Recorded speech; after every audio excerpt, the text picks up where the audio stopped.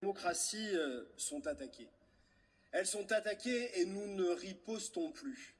Depuis des heures, nous entendons dans cet hémicycle l'extrême droite se relayer à ce pupitre pour dire que la liberté d'expression est attaquée. Eh bien, je nous alerte.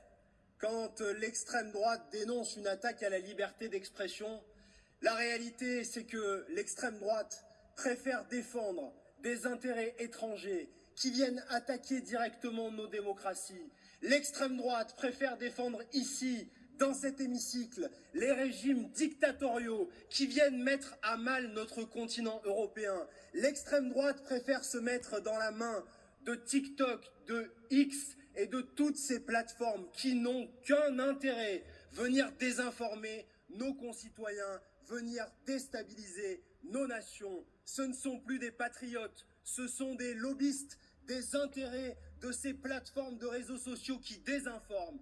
Il est temps, monsieur le commissaire, que nos règles s'appliquent, sinon nous devrons enfin mettre fin à ces plateformes de désinformation.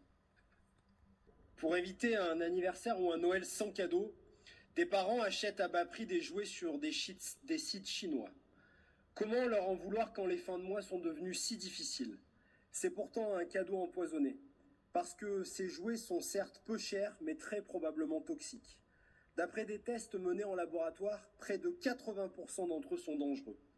En plus de ces jouets toxiques, combien de parfums irritants, de lunettes de soleil inefficaces, de jeans de contrefaçon seront vendus par ces plateformes qui inondent le marché chinois?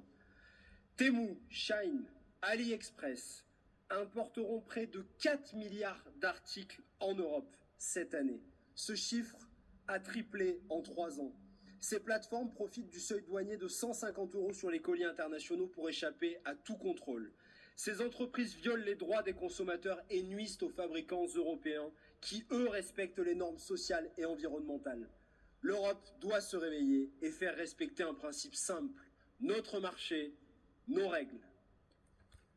Un jeune Européen sur 2 est menacé par la dépression. S'il est impératif de renforcer les moyens aux structures de soutien social et à la médecine psychiatrique, il ne s'agit pas là d'un simple désordre à corriger.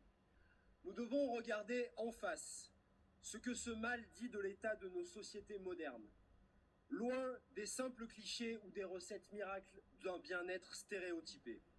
Nous devons reprendre une approche globale en parlant d'une santé sociale et en y apportant des réponses dans toutes nos décisions politiques.